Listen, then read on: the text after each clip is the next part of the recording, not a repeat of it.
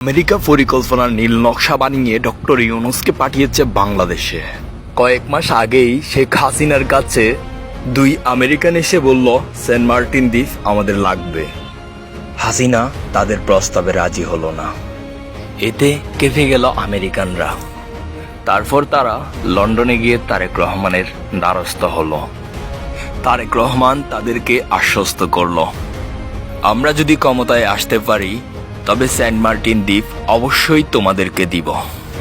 গোপন সূত্রে শেখ হাসিনা এই খবর জানতে পারল। এরপর তড়িঘড়ি ফাঁকিয়ে শেখ হাসিনা ছুটে গেল ভারতের নরেন্দ্র মোদির কাছে। নির্বাচনে জয়ী হতে হাসিনা ভারতের সাহায্য চাইল। ভারত হাসিনাকে সাহায্য করবে বলে আশ্বাস দিল। শেখ হাসিনা আবারও প্রধানমন্ত্রী হয়ে গেল। শেখ হাসিনার এই জয়কে আমেরিকা কিছুতেই মেনে নিতে পারল না।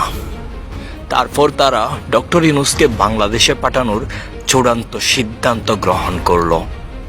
ডক্টর ইউনূসকে বাংলাদেশে পাঠানোর পরিকল্পনা সাজাতে ডাকসুর ভিপি নুরুল হক নূরকে আমন্ত্রণ জানিয়ে নিয়ে গিয়েছিল ইসরায়েলের গোয়েন্দা বিভাগ মোসাদ।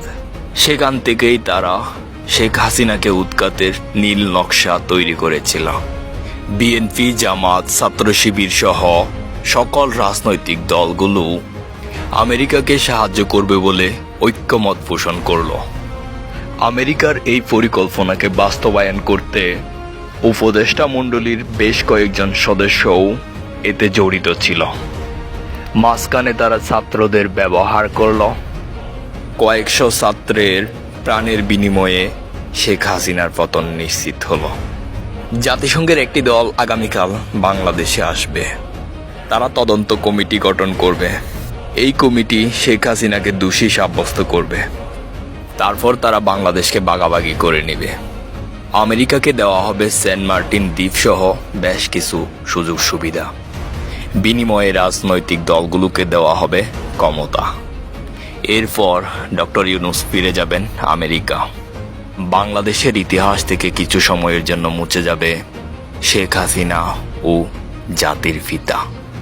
বাংলাদেশে কর্তৃত্ব হারাবে ইন্ডিয়া, আর এই দেশকে ব্যবহার করে চীন রাশিয়ার মোকাবেলা করবে বিশ্বের পরাশক্তি আমেরিকা।